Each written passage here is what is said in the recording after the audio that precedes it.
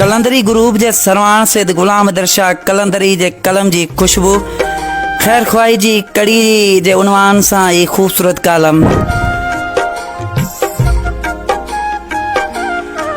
ये वक्त तमाशन जो वक्त चइजे त घट कोन थींदो, हर तरफ को न को तमाशो रोनमाई रहे हर वक्त तैयार आए। संदस रस्म तकरीब इफ्तिदा करण लाइ तमाशिबिन जो एक बेतरतीबो मजमू तहरीक में नज़र में ईंदो।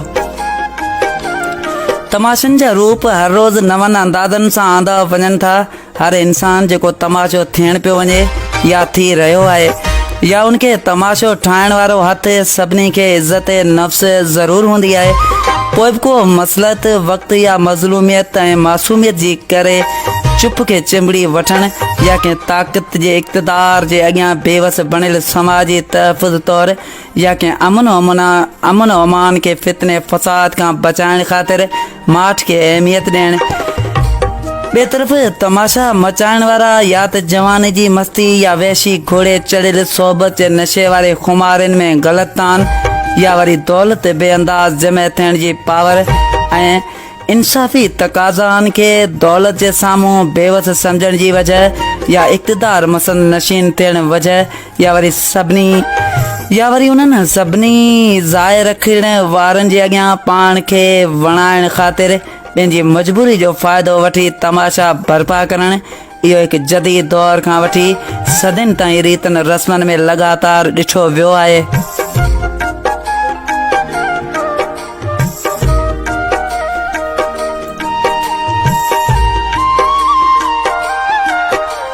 जीअं हिकु मदारी पंहिंजे पेट जी पूराई लाइ कुझु करतब ऐं खेल करे मौजूदु तमाशाइनि खे तफ़रीह पहुचाए थो, जॾहिं त अॼुकल्ह असांजो समाज ऐं माशरो जिते ॾेखा ॾेखी वॾ मुर्सी ज़ाहिरत परस्ती वरी सेल्फी शुगल ईअं नथो ॾिठो वञे त कंहिंजी इज़त नफ़्स जो जनाज़ो निकिरे पियो।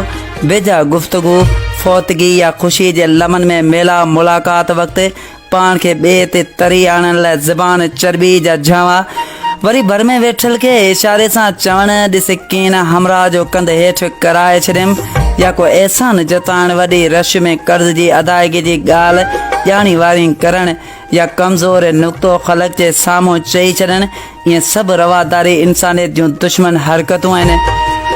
वरी अचण वारे वक़्त ते मोटी मोह ते लॻंदियूं आहिनि जॾहिं त तइलीम मुहम्मदी सल्लल्लाहु अलैहि वसल्लम खे पढ़ियो वञिबो त फ़िक्र फ़लसफ़े खां मथां उनमें तव्हांखे इंसानियत जो क़दर ऐं क़ीमत नज़र ईंदी। कर्ज़ जे मामले खां वठी गुफ़्तगू अंदाज़ खे वाज़ह तौरु ॿुधायो वियो आहे। कंहिंजी बि पर्दापोशी ममनू आहे, ॾिसण वासण खां सवाइ तोहमत ऐं कंहिंजी ऐब जोई जे सख़्तु ममानत आहे। ख़बर हूंदे बैबनि खां लिकाइण जो चयो वियो आहे। हिते वरी वॾनि लीडरनि खां वठी हेठीं सतह ताईं सभु ॿुधल ॿुधायल तोहमतूं ज़ातियात ते वञी पंहिंजे मुखालफ़नि ते छुओ छंडींदा आहिनि।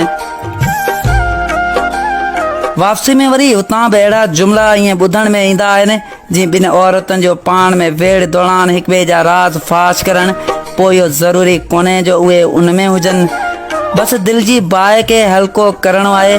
जॾहिं अहिड़ी ॿोली अला ऐवाननि खां वठी हज़ारनि जे हजूम में कई वञे, पोइ माशरे समाज खे सम्झाइण लाइ वरी बि उन्हनि बेपहुच फ़क़ीरनि खे किरदारु अदा करणो पवंदो ऐं दर दर वञी सेन हणणो पवंदो। इहो न असांजो दीन धर्म न ई का तहज़ीब तमंदन आहे, फ़क़्तु असांखे ॼाणी वाणी तमाशो ठाहियो पियो वञे।